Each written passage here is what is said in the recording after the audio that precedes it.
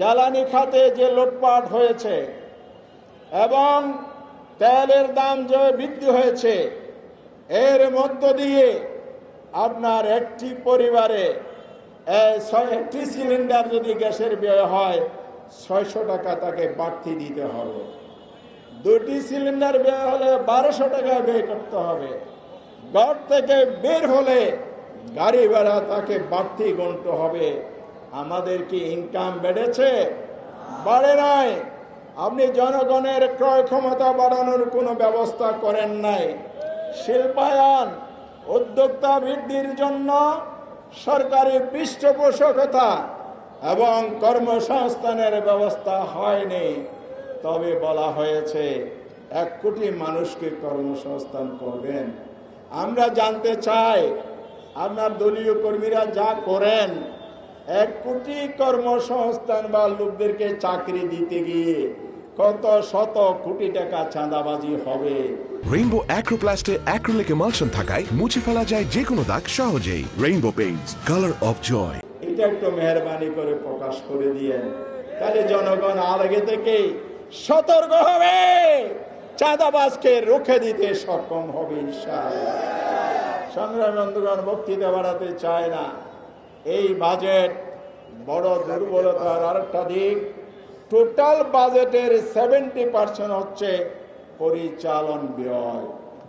অর্থাৎ আমাদের দেশের যদি আপনি 100 টাকার একটি পণ্য কিনতে গিয়ে 70 টাকা গাড়ি ভাড়া দেন, 30 টাকা মালের মূল্য, গাড়ি ভাড়া কত?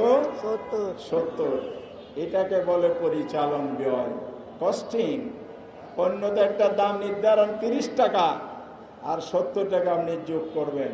সেটা কিভাবে জানেন? প্রশাসনের যারা দায়িত্ব পালন করেন, বেতন ভাতা, তার সাথে আছে সুদ নির্ভরতা, সব পরিশোধ করা। তারপরে স্প্রিড মানি নাকি বলে, সেটার কথা নাই বললাম। এই সব যোগ করলে আমাদের দেশের মানুষের উপর অতীতে থেকে চলমান প্রশাসনিক ব্যয়ের যে বিশাল আকার, এটা কমানোর কোনো ব্যবস্থাই বাজেটে হয় নাই। ফলে কি হবে? আমরা যাই ক্রয় করব, পরিচালন ব্যয়ের উপর সেটা যুক্ত হয়ে 3 গুণ 4 গুণ বৃদ্ধি হারে বাজারের পণ্য আপনাকে কিনতে হবে। এই দুর্ভোগ থেকে আমাদেরকে মুক্ত করতে হলে সততা, ন্যায়পরায়ণতা, দুর্নীতি মুক্ত একটি সমাজ ব্যবস্থা গড়ে তুলতে হবে। আমরা জামায়াত ইসলামীর পক্ষ থেকে আরো 1 লক্ষ কোটি কম ব্যয়ে এর চাইতে বেশি সুন্দর গণমুখী বাজেটের প্রস্তাব দিয়েছি। সরকার এটা বিবেচনায় নেয়নি, কারণ 1 লক্ষ কোটি টাকা চলে বলে কৌশলে তো যদি পকেটে ঢোকানো যায়, তাহলে জামাত ইসলামের সততার আমাদের প্রয়োজন বাকি। আপনারা এ ব্যাপারে সজাগ হবেন।